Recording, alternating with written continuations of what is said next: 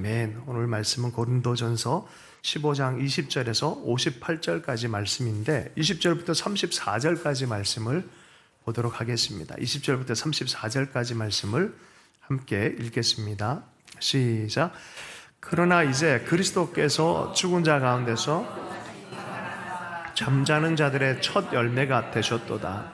사망이 한 사람으로 말미암았느니 죽은 자의 부활도 한 사람으로 말미암는도다. 아담 안에서 모든 사람이 죽은 것 같이 그리스도 안에서 모든 사람이 삶을 얻으리라. 그러나 각각 자기 차례대로 되리니 먼저는 첫 열매인 그리스도요, 다음에는 그가 강림하실 때 그리스도에게 속한 자요, 그 후에는 마지막이니 그가 모든 통치와 모든 권세와 능력을 멸하시고 나라를 아버지 하나님께 바칠 때라. 그가 모든 원수를 그 발 아래에 둘 때까지 반드시 왕노릇 하시리니 맨 나중에 멸망받을 원수는 사망이니라. 만물을 그의 발 아래에 두셨다 하셨으니 만물을 아래에 둔다 말씀하실 때 만물을 그의 아래에 두시니가 그 중에 들지 아니한 것이 분명하도다. 만물을 그에게 복종하게 하실 때에는 아들 자신도 그때에 만물을 자기에게 복종하게 하신 이에게 복종하게 되리니 이는 하나님이 만유의 주로서 만유 안에 계시려 하심이라. 만일 죽은 자들이 도무지 다시 살아나지 못하면 죽은 자들을 위하여 세례를 받는 자들이 무엇을 하겠느냐? 어찌하여 그들을 위하여 세례를 받느냐? 또 어찌하여 우리가 언제나 위험을 무릅쓰리요? 형제들아, 내가 그리스도 예수 우리 주 안에서 가진 바 너희에 대한 나의 자랑을 두고 단언하노니 나는 날마다 죽노라. 내가 사람의 방법으로 에베소에서 맹수와 더불어 싸웠다면 내게 무슨 유익이 있으리요? 죽은 자가 다시 살아나지 못한다면 내일 죽을 터이니 먹고 마시자 하리라. 속지 말라. 악한 동무들은 선한 행실을 더럽히나니 깨어 의를 행하고 죄를 짓지 말라. 하나님을 알지 못하는 자가 있기로 내가 너희를 부끄럽게 하기 위하여 말하노라. 아멘. 오늘의 삶과 내일의 소망의 기초라는 제목으로 부활에 대해서 두 번째 시간 우리 말씀을 나누겠습니다. 죽음에 대한 이해가 삶의 방향을 결정합니다. 실은 삶을 어떻게 생각하느냐는 죽음에 대한 묵상이 깊을수록 그 삶이 방향을 결정을 합니다. 세월호 사건 9주년인데요. 그 위로하는 노래 중에 1000개의 바람 되어라는 노래가 있습니다. 나는 거기 있지 않아요? 1000개의 바람이 되어 하면서 위로의 노래를 들을 때마다 마음에 아주 특별한 위로와 더불어서 또 슬픔을 자아내는 그런 어떤 느낌들이 있습니다. 얼마 전에 책이 하나 나왔는데 죽음의 역사라는 책이 나왔어요. 앤드루 도이그라는 생화학자가 책을 썼습니다. 부제가 죽음은 어떻게 우리의 세상을 변화시켰는가라는 책입니다. 인간의 죽는 방식을 또 죽음에 대한 기록을 역사적인 걸 다 해서 그냥 엄청나게 연구를 하셨어요.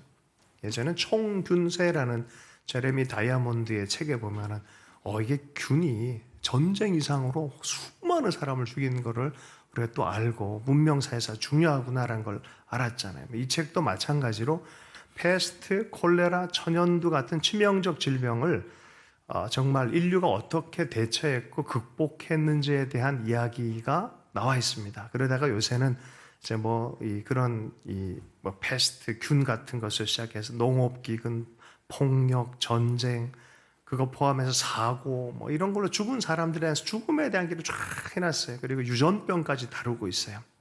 요새는 DNA 가위로 잘라내면서 고치는 것, 그리고 줄기세포를 통해서 장기 자체를 새롭게 만들어내는, 내가 20대 때 장기의 세포를 저장해놨다가 그걸 가지고 내가 아플 때 꺼내서 이게 생장시켜가지고 쓸 수 있는 그런 시대가 오지 않을까 이렇게까지 예상을 하는 그런 겁니다. 그래서 굉장히 낙관적으로 일단은 기록을 해놨어요.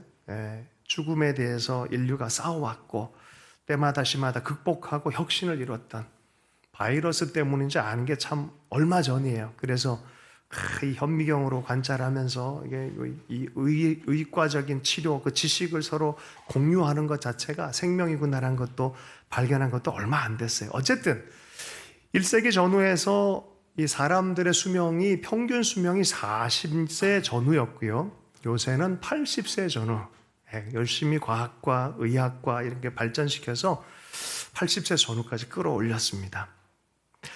얼마 전에 두 교황이라는 영화가 있는데 제 친구 목사님이 이걸 포스트한 글을 보면서 또 한번 웃었어요. 두 교황님이 이렇게 걸어가면서 얘기하는 프란치스코와 베네딕토 이 두 분이 걸어가면서 얘기하는 장면이 있죠. 그런데 스마트워치에서 이게 알려주는 거죠.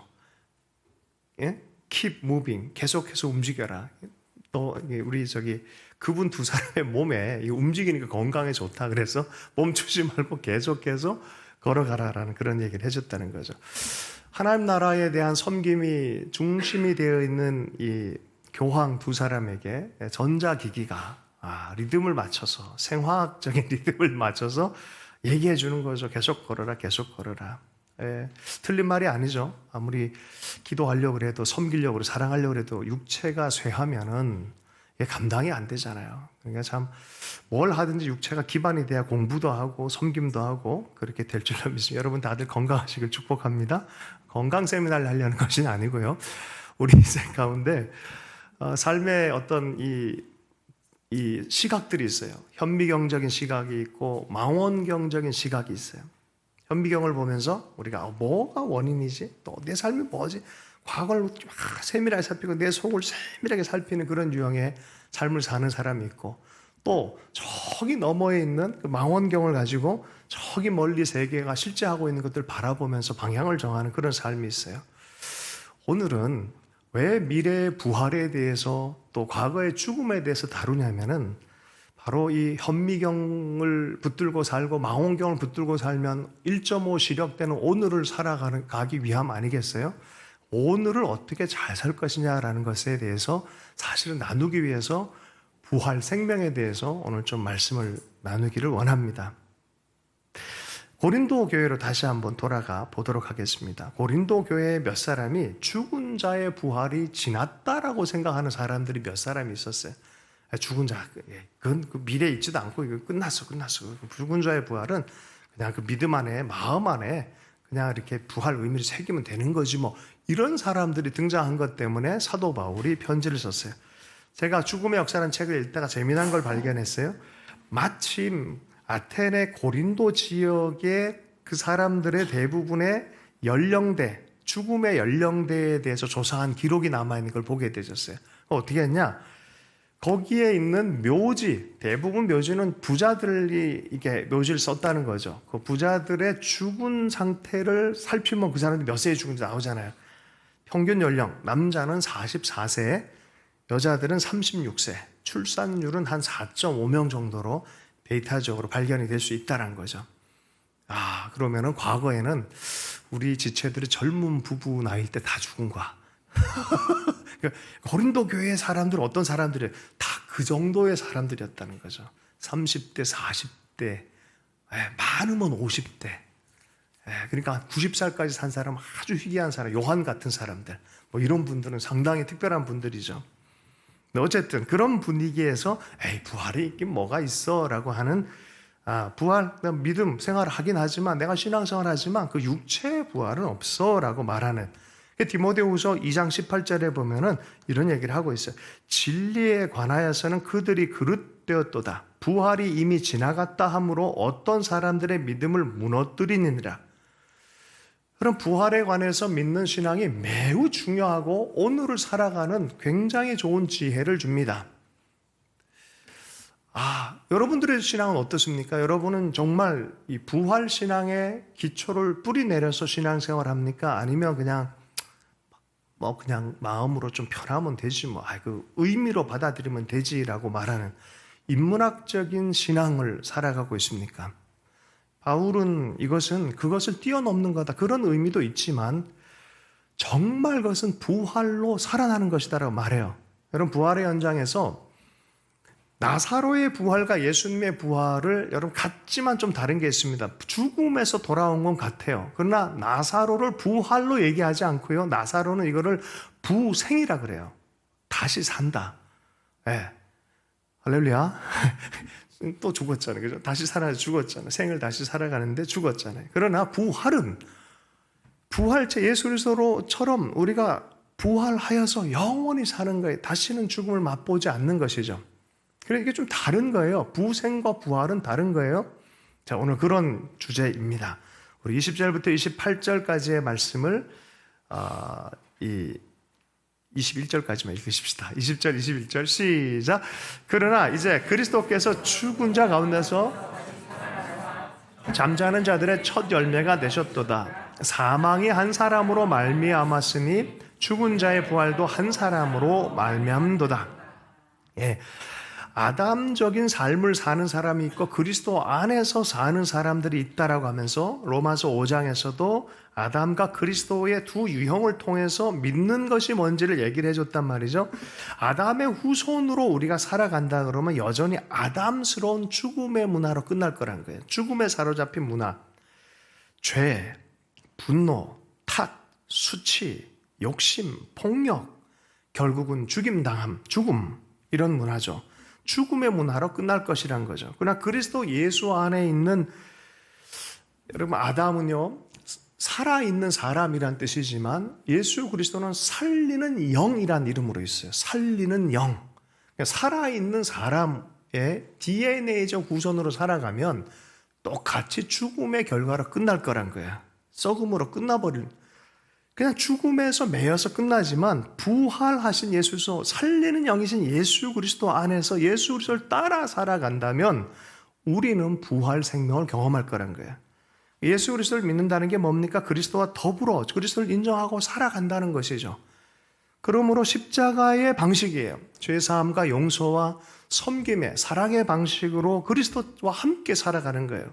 그 나라를 함께 살아갈 때 살리시는 영이신 예수 그리스도께서 우리도 그분처럼 부활케 하실 것이다 라는 것이 이 말씀이에요. 22절 말씀 다시 한번 읽어보겠습니다. 시작. 아담 안에서 모든 사람이 죽은 것 같이 그리스도 안에서 모든 사람이 삶을 얻으리라. 아멘. 우리 예수 그리스도 안에서 삶을 약속받은 사람들입니다. 그리고 오늘을 살아가고 영원한 삶에 대해서 기대를 하고 있는 사람들입니다. 그래서 우리 속에 두 사람이 있다 그러는 거예요. 옛사람이 있고 아담적인 사람이 있고 죽음의 문화를 가진 그 아담적인 본성의 사람이 있고 그리스도 안에서 새로운 생명을 살아가는 새 사람이 있다는 거예요. 고린도후서 5장 17절의 말씀에 그러므로 이전 것은 지났고 보라 새 것이 되었도다. 왜 우리 안에 두 충돌이 일어납니까? 믿음의 충돌이 일어나는 게 거기서 일어나는 것이죠. 자, 심리학적으로 보면 이거를 어떤 심리학자들은 이거를 이렇게 표현도 해요. 에고와 셀프에 대한 얘기를 하시는 심리학자들이 있어요. 사실은 내가 누군지 잘 모르잖아요. 태어나자마자. 그런데 주변에서 넌 누구야? 이름도 붙여주고 넌 이런 사람의 말도 해주고 사회적으로도 그걸 인정해주고 하니까 그게 난가 보다라고 생각해요. 그 사람들의 의견과 사회적인 가치에 따라서 막 살아가요. 그리고 그걸 그 안에 있는 어떤 욕망들이 있잖아요. 욕망을 이루어보려고 살아가요. 그걸 에고를 따라 살아간다 그래요. 죽음의 문화가 다스리는 시대에서 나라고 생각하는 사람은 그건 누구입니까? 이게 에고라는 거예요. 에고. 네. 그 에고의 욕심을 따라서 뭔가를 이루었는데 이게 만족이 없네 인생이. 그게 한 40 넘어서부터 시작된다고 그래요. 보통 근본적으로 뭔가를 이루어도 이름이 없는 느낌이 드는 거예요. 뭔가를 성취가 없는 느낌이 드는 거예요. 그러니까 근본적으로 하나님 절대자 앞에서 내가 누군가라는 의식, 나는 누구이지? 그래서 중년에 이상한 일이 일어난 이유가 그런 이유예요. 바람잘 없는 일들도 많이 생기고 나를 찾아서 여정도 떠나고 진짜 나는 누구지? 이런 생각을 한다는 거예요. 좀 다른 우리 성경적으로 얘기하면은 하나님이 원래 너를 너로 만든 그 원래 나를 발견하고 싶은 그 셀프, 나 자신을 가정 안에서 사회 안에 정말 하나님 나를 어떻게 부르셨을까? 그래서 옛 자아를 깨고 새로운 하나님 안의 자아로 전환되고 변환되는 과정이 인생이다라고 심리학적으로 얘기를 합니다. 자, 근데 그걸로만 끝나면 부활에 대해서 온전히 이해하지 못했다는 거예요. 몸도 우리가 부활할 것이다라고 분명히 얘기를 하고 있습니다. 그럼 어떤 식으로 되냐? 15장 23절 차례가 있다. 23절 말씀을 한번 읽어보겠습니다. 시작. 그러나 각각 자기 차례대로 되리니 먼저는 첫 열매인 그리스도이요 다음에는 그가 강림하실 때 그리스도에게 속한 자요. 첫 번째는 부활의 첫 열매가 되신 예수 그리스도. 그분이 부활하셨다는 거예요.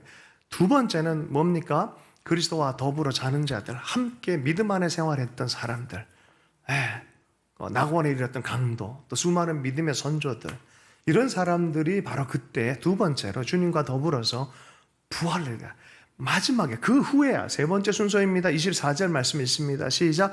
그 후에는 마지막이니 그가 모든 통치와 모든 권세와 능력을 멸하시고 나라를 아버지 하나님께 바칠 때라.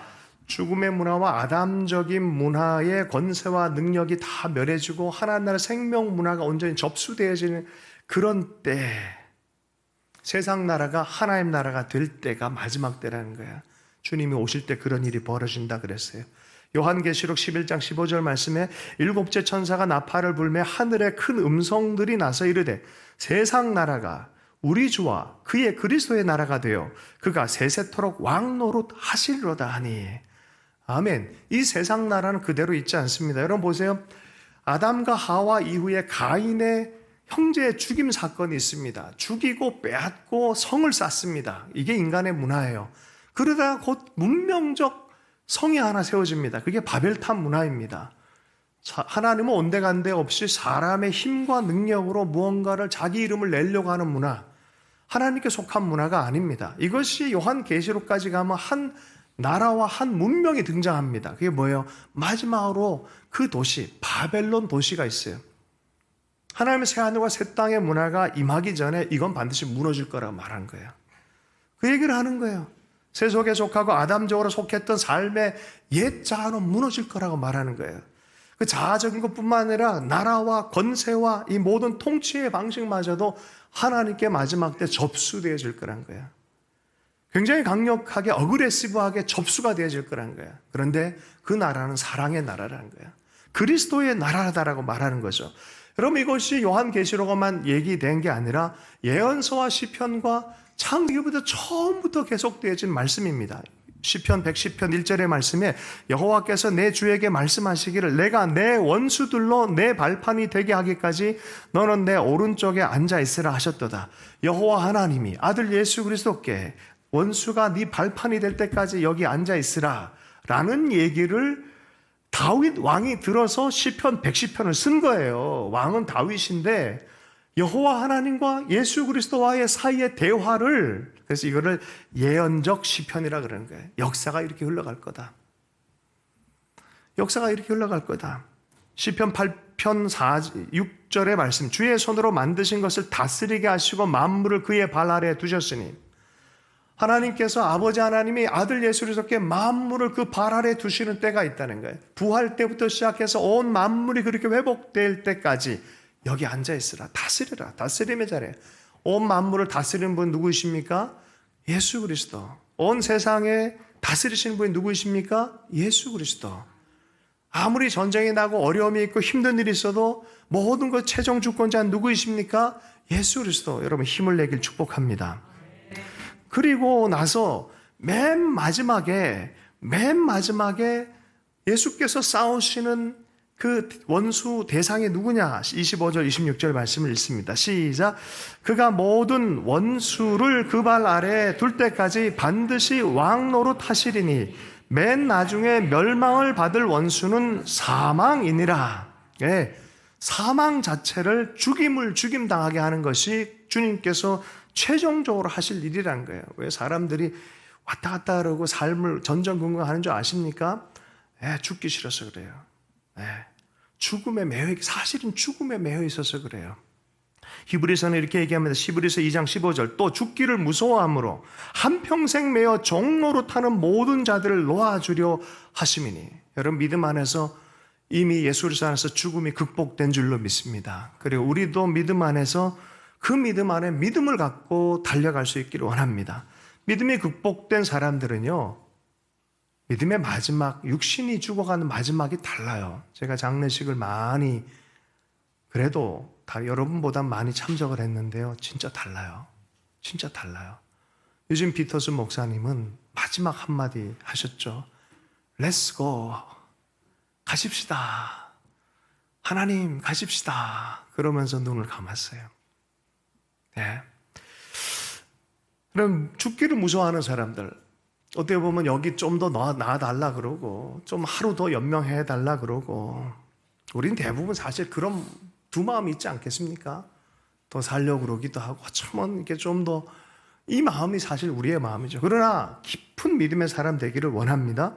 이사야서의 말씀에 보면은 이사야서 25장 8절의 말씀이에요. 예언자 이사야도 예수님 오시기 700년 전에 예언자도 이 예수의 메시아 사역을 정확하게 얘기를 합니다. 함께 읽겠습니다. 시작. 사망을 영원히 멸하실 것이라. 주 여호와께서 모든 얼굴에서 눈물을 씻기시며 자기 백성의 수치를 온 천하에서 제하시리라. 여호와께서 이같이 말씀하셨느니라. 아멘. 아멘. 예.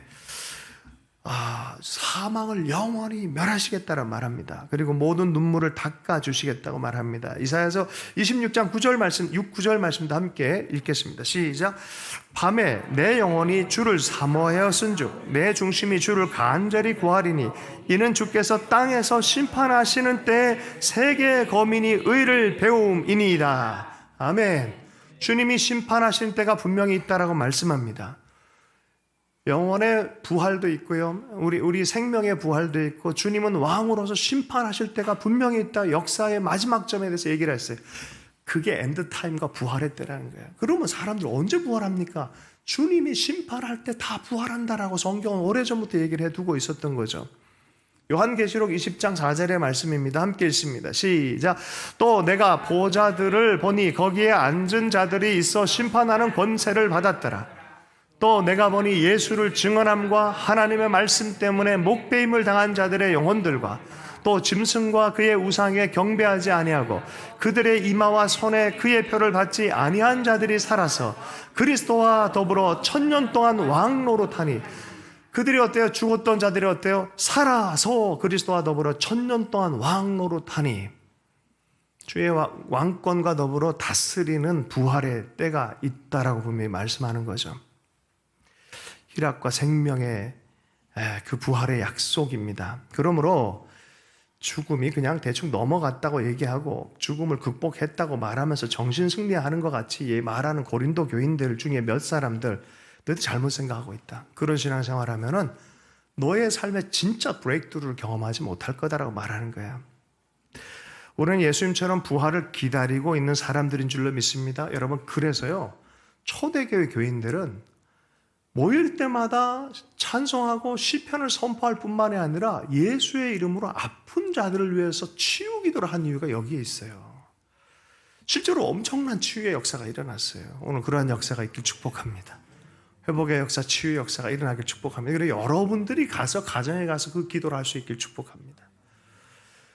우리가 그래서 아픈 사람들 보면은 믿음으로 기도하는 거예요. 낫게 하신 건 주님이시니까 우리는 무조건 기도할 의무가 있는 줄로 믿습니다.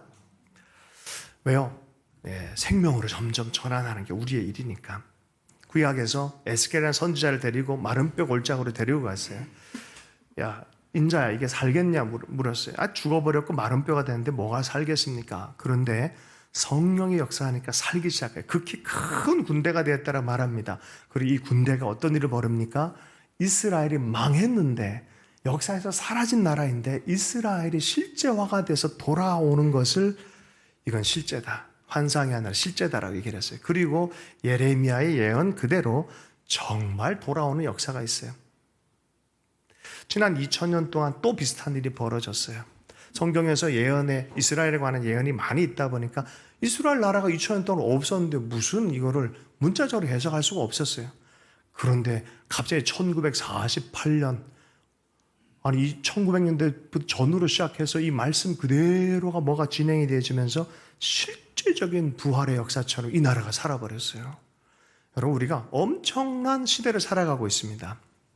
진짜 엄청난 시대를 살아가요. 여러분의 구원이 마음의 위안의 구원 정도로 끝나기를 원하십니까? 죽었던 몸이 다시 살아나기까지 살아나는 구원을 원하십니까? 다시 한번요. 이스라엘이 살아날까? 그렇지, 뭐 망했는데 2000년 전에 망했는데 뭘 살아나겠어. 그리고 그냥 속으로만 새기는 거야. 그냥 영적으로, 의미적으로 살아나겠지. 여러분에게 내일은 내일의 태양이 뜬다라고 말해주면서 힘내라고 말할 때 힘내죠. 그런 얘기 들으면 힘은 나죠. 조금 죽어버린 것 같은 사업, 병든 몸, 끝났는데 뭐 라고 말하는데 살아날 거야 라고 말할 때 여러분 의미로만 살아나길 원합니까? 아니면 진짜로 살아나길 원합니까? 그거예요. 그거 사도 바울이 얘기한 그거예요. 마음의 치유 정도로 끝나는 게 아니다. 위로를 얻는 정도 끝나는 게 아니라 네 몸이 살아날 거라는 거예요. 부활체가 되죠. 살아나는 거다. 이게 왜 그렇게 중요하냐면은 이 믿음이 있는 사람들 결과를 알기 때문에 여러분 죽음도 이긴 믿음이 있는데 내 삶에 죽음의 냄새가 나는 것 때문에 좌절하고 뒤로 물러나겠습니까? 난 살아날 사람인데 라고 생각하지 않겠습니까? 그리고 하나님의 이름으로 기도하지 않겠습니까? 전진하려고 하지 않겠습니까? 그죠? 뒤돌아보니까 시간이 너무 짧더라고요. 제가 그래도 한 50년 살았잖아요. 너무 빨리 지나요. 너무 빨리. 요즘 제가 역사 공부를 이렇게 하면서 2000년, 3000년, 몇천 년 역사를 딱 이틀이면 다 읽어요. 인류 역사가 그렇더라고요. 주님 앞에 하루가 1000년 같고, 그죠? 1000년이 하루 같다 그러잖아요. 진짜 빨리 지나더라고요. 과학사를 봐도 그래요. 보니까 와 정말 빠르다. 뭔가 목적을 가지고 막 가는 것 같아요. 예수님이 부활하신 지 2000년 되는 때가 정확하게 10년 후입니다. 2033년. 이제 10년밖에 안 남았어요. 이게 뭐가 이게 좀 심쿵한 포인트가 딱 왔어요. 역사가 그냥 무의미하게 흘러가는 것 같은데도 아니에요. 뭔가 멀리서 말씀 안에서 이렇게 보면 와 이렇게 뭔가 성취가 돼서 흘러가고 있는 것 같습니다. 자, 29절부터 34절까지의 말씀을 읽겠습니다. 29절에서 34절까지의 말씀입니다. 시작. 만일 죽은 자들을 위하여 세례를 받는 자들이 무엇을 하겠느냐? 어찌하여 그들을 위하여 세례를 받느냐? 또 어찌하여 우리가 언제나 위험을 무릅쓰리요? 형제들아, 내가 그리스도 예수 우리 주 안에서 가진 바 너희에 대한 나의 자랑을 두고 단언하노니 나는 날마다 죽노라. 내가 사람의 방법으로 에베소에서 맹수와 더불어 싸웠다면 내게 무슨 유익이 있으리요? 죽은 자가 다시 살아나지 못한다면 내일 죽을 터이니 먹고 마시자 하리라. 속지 말라. 악한 농무들은 선한 행실을 더럽히나니 깨어 의를 행하고 죄를 짓지 말라. 하나님을 알지 못하는 자가 있기로 내가 너희를 부끄럽게 하기 위하여 말하노라. 아마 이때 죽은 사람을 대신해서 받는 세례의식이 있었던 것 같아요. 바울이 한 건 아니에요. 근데 이 사람들 부활이 지났다고 하면서 이런 행동을 하는 게 웃기지 않냐 이런 소리를 하는 거예요 지금. 우리식으로 하면 이런 거예요. 세속 사회를 사는 사람들이 이게 내세가 뭐가 있냐라고 말하는 분들 꽤 있어요. 그런데 제사상을 차려요. 조상들한테 제사를 드리기 원해요. 이게 말이 안 되잖아요. 내세가 없다고 그러는 사람들이 제사상을 차리고 있다. 이게 말이 안 되잖아요. 아니 부활이 지나갔다 그러면서 그럼 죽은 자를 위해서 왜 세례를 받아? 이게 말이 안 된다는 소리예요. 이 말이 무슨 얘기인지 아시죠? 네. 할렐루야. 반응을 해줘야 제가 좀 더 쉽게 설교를 합니다. 어찌하여 우리가 언제나 위험 무립쓰리요? 난 지금까지도 이 복음과 이 부활의 십자가와 부활의 복음에 관해서 지금도 그 생명의 믿음 전파를 위해서 싸우고 있고 이것을 전하면서 고난당하고 있고 에베소에서는 맹수한테 죽을 뻔도 했대. 이게 진짜로 맹수로 싸웠는지 안 싸웠는지 모르겠어요. 근데 문자 그대로 보면 바울은 글래디에이터? 아니요. 앞에서 보면 이렇게 되어 있어요. 내가 사람의 방법으로 에베소에서 맹수와 더불어 싸웠다면 내게 무슨 유익이 있으리요? 사람의 방식은 분명히 아닌 것 같아요. 천사가 나타났든지 사실은 교회를 세우기 위해서 그 영혼의 전쟁을 하고 또 수많은 영적 전쟁을 치렀던 것이 어쩌면 맹수와 싸운 것처럼 그래서 바른 믿음 안에 믿음의 정초를 시켜서 교회를 세운 거에 대해서 아마 그렇지 않을까라는 생각도 해봅니다. 그러면서 이렇게 얘기합니다. 죽은 자가 다시 살아나지 못한다면 내일 죽을 터이니 만약에 그런 부활이 없다면 가장 지혜로운 사람은 어떤 사람이냐? 내일 죽을 건데 뭐 끝날 건데 뭐 먹고 잘 살자. 이게 장땡이라는 거예요. 먹고 마시자. 그렇게 사는 게 맞다라는 거예요. 그런데 33절, 34절에 보면 속지 말라. 악한 동무들은 선한 행실을 더럽히나니 깨어 의를 행하고 죄를 짓지 말라. 하나님을 알지 못하는 자가 있기로 내가 너희를 부끄럽게 하기 위하여 말하노라. 속지 말라는 거예요. 그거는 세속이 얘기하는 거예요. 세속이 얘기하는 거예요.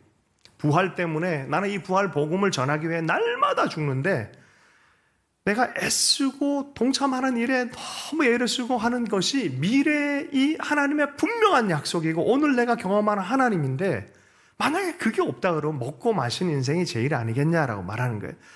근데 사람들은 알아요. 천국과 지옥에 대한 개념도 있고 인류의 양심 안에 집단 무의식 안에 그 나라가 있는 것을 분명히 알고 있습니다. 그게 로마서 1장 2장 말씀 아니겠어요? 사실 다 알고 있으면서 모른 척 한다는 거예요. 사람들이 인정 안 한다는 거예요. 내 마음대로 하고 싶어서. 자, 부활이 없다고 한 자기 믿음의 체계를 가진 사람의 이설들을 믿지 말아라. 요새도 과학이란 이름으로 등장하는 게 많아요. 인간이 뭐 별거 아니다, 우연이다, 그냥 이기적인 유전자로 구성됐을 뿐이다, 유전자가 유전자를 살리기 위해서 할 뿐이다. 그걸 받아들이면 어떻게 됩니까? 먹고 잘 살고 생존하는 게 장땡입니다. 그런 인생에 무슨 윤리를 기대할 수 있겠습니까? 무슨 다음 생에 대해서 의미 있게 살 수 있겠습니까? 의미가 없어져 버려요. 동물처럼 살아갈 수밖에 없어요. 여러분, 그렇게 살다가 15살에 그런 이 무신론적 진화론을 받아들인 과학자가 15살에서 30살까지 피폐하게 살다가 어느 순간에 정말 과거에 믿었던 하나님에 대해서 다시 마음의 문을 열고 성경을 읽다가 이 하나님을 발견하고 지금은 진짜 죽도록 복음 얘기를 해요. 복음 얘기. 예수의 십자가 부활의 복음에 대해서 강렬하게 얘기를 하고 우리는 그리고 또 주님 앞에 바르게 살아야 된다라고 말하는 거예요. 하나님의 뜻을 따라 살아야 되고 섬기며 살아야 된다라고 강하게 말할 수밖에 없는 거죠. 왜냐하면 있기 때문에, 부활이 있기 때문에 그래요. 그러므로 깨어 행하라. 죄 짓지 말아라. 왕이 있다. 우리가 순종해야 될 하나님의 뜻이 있다라는 거예요. 부활을 모르면 지금까지 하나님을 알지 못하는 신앙생활이다. 그건 하나님을 모르고 신앙생활하는 건 뭐예요? 무신론자의 신앙생활이에요. 결과적으로 뭐예요? 하나님을 모르는 거다 너희들은. 어때요? 여러분 어때요? 잘 보세요. 내가 보기엔 여러분들 하나님 모르는 것 같은데 라고 말하는 거예요. 사도 바울이. 기분 나쁘죠? 되게 기분 나쁠 거예요 아마. 자, 그런데 어떻게 그렇게 심한 말을? 사도 바울이 대답해 줍니다. 34절 읽습니다. 시작. 깨어 의를 행하고 죄를 짓지 말라. 하나님을 알지 못하는 자가 있기로 내가 너희를 부끄럽게 하기 위하여 말하노라. 의도적으로 그렇게 얘기한다는 거예요.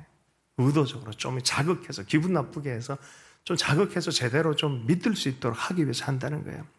여러분, 생각이 결과를 낳습니다. 여러분 보고 배우고 듣고 읽고 있는 책이 여러분의 미래가 될 거예요. 생각이 습관을 낳고 생각이 결과를 낳고 결국 생각이 운명을 만듭니다. 보이는 건물도 그렇잖아요. 건축자의 다 머릿속에 있는 게 다 드러나는 거잖아요. 오늘날 사회 구성도 마찬가지예요. 누군가의 머릿속에 있었던 거예요. 하나님의 생각 안에 있는 생명의 문화를 여러분 품을 때 비로소 내 삶 안에, 내 육체 안에 실질적으로 하나님 나라가 임하는 걸 볼 줄로 믿습니다. 육신의 부활을 믿지 않는 사람들은 마음 안에서 그냥 동의한 걸로 그걸 믿음으로 착각을 해요. 어떤 사람이 여기서 저기까지 외주를 탁 해서 건너갑니다. 기가 막힙니다. 그런데 이분이 한마디 해요. 누가 여기서 내가 다시 이제 걸어가는데 위에 한 50km를 탁 얹고 갈 수 있다고 믿는 사람 있습니까? 예! 박수를 막 쳐요. 동의를 해요. 그렇습니다. 잘해보십시오. 할렐루야. 그래서 한마디 해요. 이 사람이. 내 뒤에 50km 탈 수 있는 내 위에 이렇게 엎혀서 갈 사람 있냐고. 아무도 손을 안 들어요. 여러분, 지적 동의가 믿음의 완성을 착각하면 안 돼요. 그거는 믿음의 한 단초일 뿐이에요. 진짜 믿음은 뭐냐? 성경이 지지하는 진짜 믿음은 말씀대로 행하는 거예요. 말씀대로 따라가는 거예요. 그래서 생각이 되게 중요하고 생각을 따라 살아가는 게 진짜 변혁이 일어나는 거예요. 그래서 육신의 부활이 중요한 거예요. 믿음이 의식 안에서 일어나는 일이면 육신의 부활이 아니면 육신의 순종이 있을 이유가 하나도 없어요.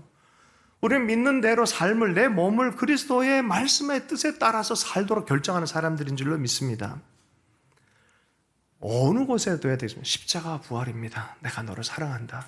한 번도 너를 놓은 적도 없고 내가 너희를 향해서 내 계획을 갖고 있다는 거예요. 두려워하지 마라. 죽음의 문화, 그 방식으로 생각하는 법을 벗어나라. 에덴 동산에서 뱀이 껴들었잖아요. 뱀이 말하는 걸 자꾸 들으면 안 돼요. 뱀이 뭔가를 하도록 내버려 두면 안 돼요. 내 의식, 예수 그리스도께 연합된 십자가를 통과한 복음과 부활에 대한 그 생각으로 성경의 메시지로 해서 생각할 줄 알아야 된다는 거예요. 부활 생명, 생명 소망, 그 안에서 경건의 삶을 살아가는 거죠. 빛과 소금의 삶을 살아가는 거죠. 그러므로 그냥 막 동물처럼 막 각다기처럼 살아가는 그 아담의 문화에서 머물지 말아라는 거예요. 그렇게 막 살아가는 삶, 미래 없는 삶이고 오늘만 사는 삶이다. 그건 악한 친구들이다. 여러분 그거 아세요? 여러분 주변에 5명의 평균이 나래요.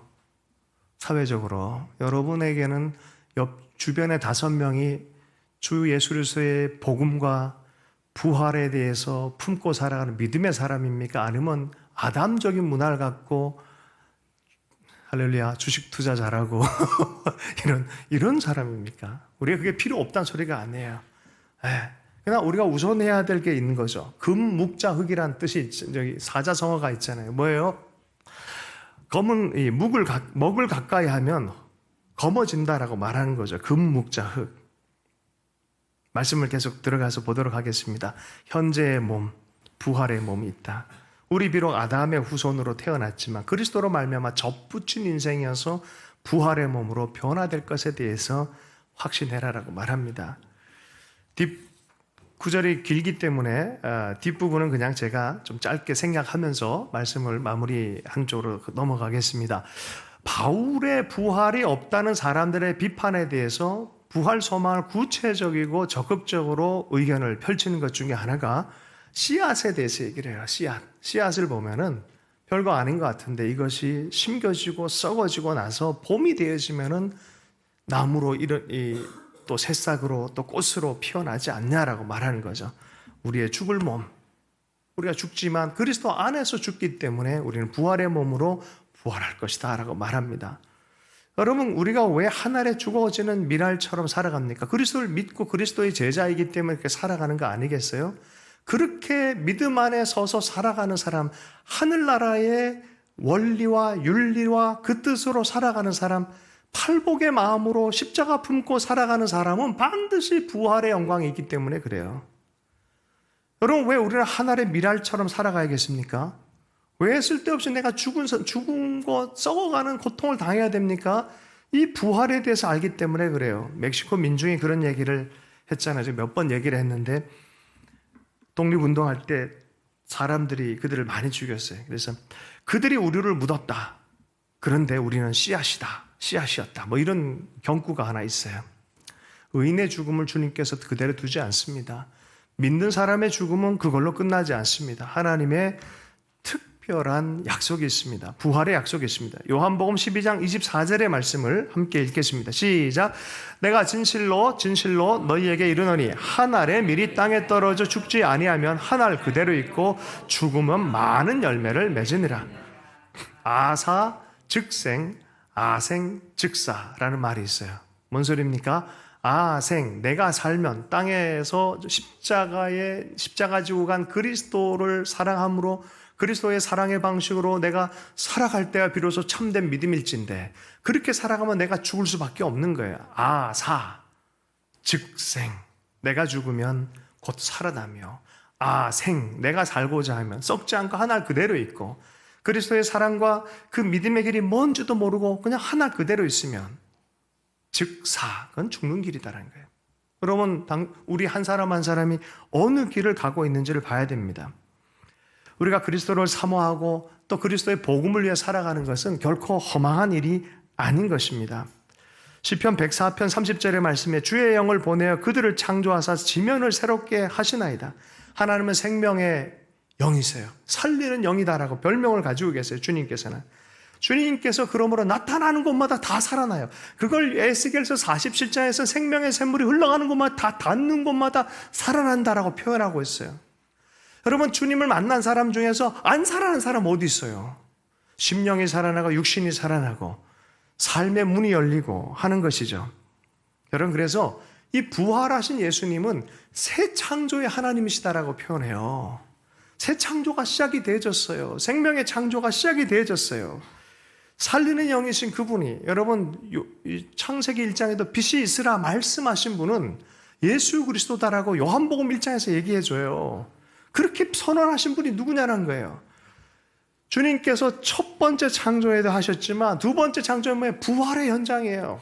모든 만물, 모든 주권을 그리스도께서 이제 왕의 자리에 온전히 올라가시고 모든 우리 인류의 죄를 대신해서 죽어주시고 모든 것을 새롭게 하는, 이것이 시작됐다는 첫 번째 선언이에요. 빛이 있으라.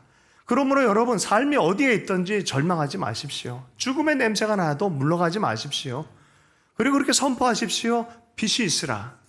제가 지난 며칠 전에 우리 수민 형제님 이제 또 이사도 가고 해서 신방을 갔는데요. 얼마나 이쁘던지. 아이 얼굴이 조망만해요. 아주 이쁘더라고요. 아이가 너무 이뻐요. 시안. 그런데요, 이 두 부부는 살았잖아요. 그동안 많이 살았잖아요. 얘한테는 새 생명이더라고요. 새 날이더라고요. 와, 첫날의 선포. 여러분, 늘 새날처럼 여기면 안 될까요? 우리 삶 안에. 하나님은 같은 분이잖아요. 날마다 새로워지면 안 될까요? 사도 바울이 얘기한 은혜가 이런 거였어요. 날마다 죽지만 날마다 새로운, 예레미야가 만났던 하나님이 그 하나님이에요. 아침마다 새로우신 하나님, 부활의 영으로 찾아오시는 분은 날마다 새롭게 하시는 하나님인 줄로 믿습니다. 여러분들의 절망의 포인트가 어디예요? 물러나는 포인트가 어디예요? 그곳에서 부활하신 예수님을 불러보기를 축복합니다. 고린도전서 15장 50절 51절 말씀을 함께 읽습니다. 50절 51절 말씀을 읽습니다. 시작. 형제들아, 내가 이것을 말하느니 혈과 육은 하나님 나라를 이어받을 수 없고 또한 썩는 것은 썩지 아니하는 것을 유업으로 받지 못하느니라. 보라, 내가 너희에게 말하노니 우리가 다 잠잘 것이 아니요 마지막 나팔의 순식간에 호련히 다 변화되리니. 썩을 것이 썩지 않은 것으로 다시 나타날 것이고 죽을 것이 죽지 않은 것으로. 그래서 예수 믿는 사람이 죽는 것을 죽는다라 말하지 않고 잠잔다 말해요. 깨는 날이 있기 때문에. 언제 깨냐? 나팔을 불 때. 절기 중에 언제 나팔을 부니까 유대인의 첫날에 나팔 불어요. 나팔절. 새해 시작할 때 나팔을 붑니다.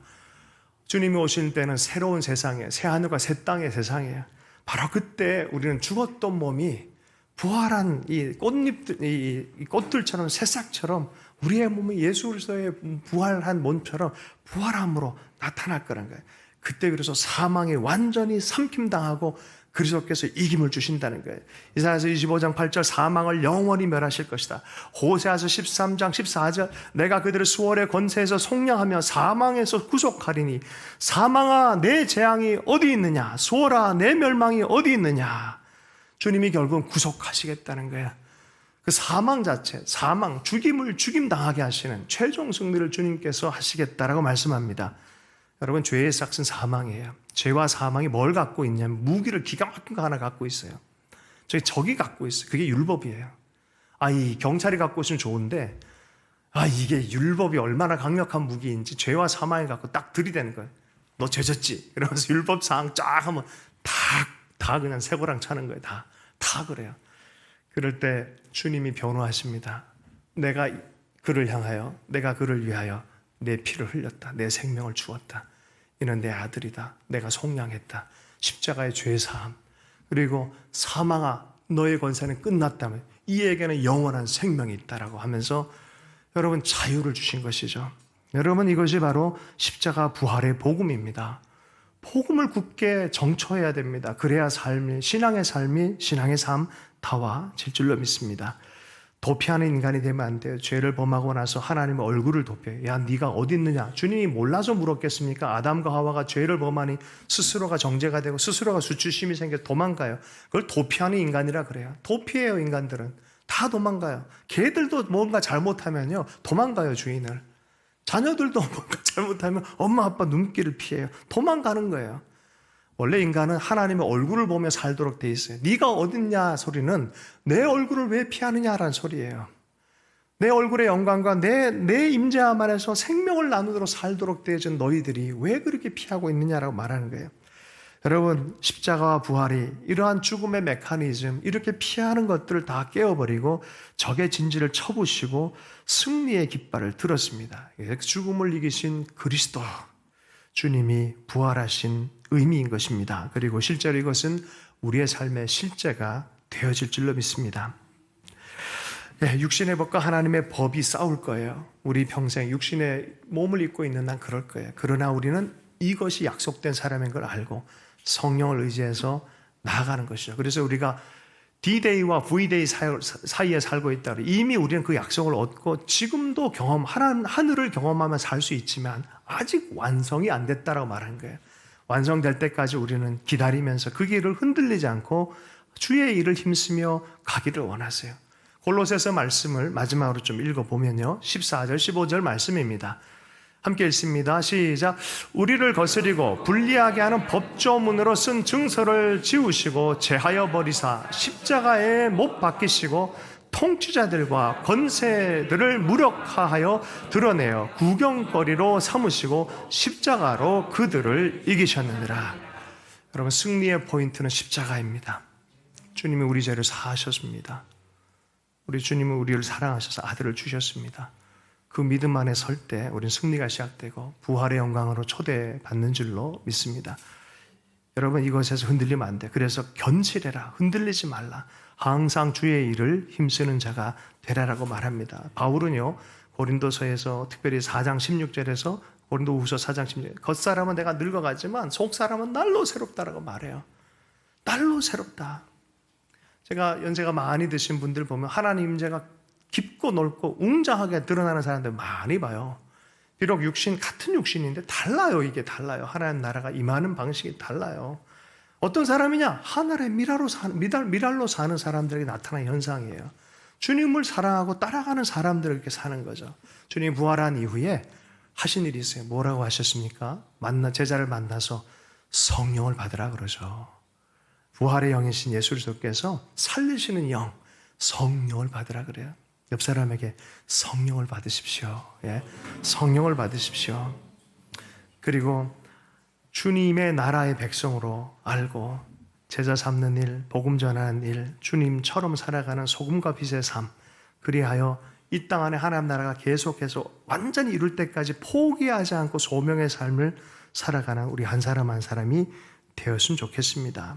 예수님께서 우리를 다시 살리시니까 예수와 함께 우리도 다시 살리사 너희와 함께 그 앞에 서게 하실 줄 아노라라고 확신한 사도 바울이 이제 마지막으로 고린도후서 4장 18절, 지금 제가 읽겠습니다. 우리가 주목하는 것은 보이는 것이 아니요 보이지 않는 것이니 보이는 것은 잠깐이요 보이지 않는 것은 영원함이라. 우리의 망원경 목표는요, 그냥 잠깐 보이는 삶이 영원한 삶입니다. 주신 말씀 붙들고 잠시 기도하도록 하겠습니다. 그러므로 오늘의 삶과 내일의 삶의 소망 기초가 된 십자가 부활을 붙들고 살아가는 우리의 삶이 되어서 좋겠습니다. 기도하겠습니다. 하나님 아버지, 주의 성령님, 우리의 십자가 부활을 온전히 그 복음이신 예수 그리스도를 온전히 붙들고 잘 따라가는 하나님의 제자들 또 소명자들 될 수 있도록 또 성령으로 충만하게 하여 주시옵소서. 그리하여 주어진 오늘의 삶을 하나님과 연결되어진 하나님 나라로 살 수 있도록 축복하여 주옵소서. 주 예수님 축복하며 기도했습니다.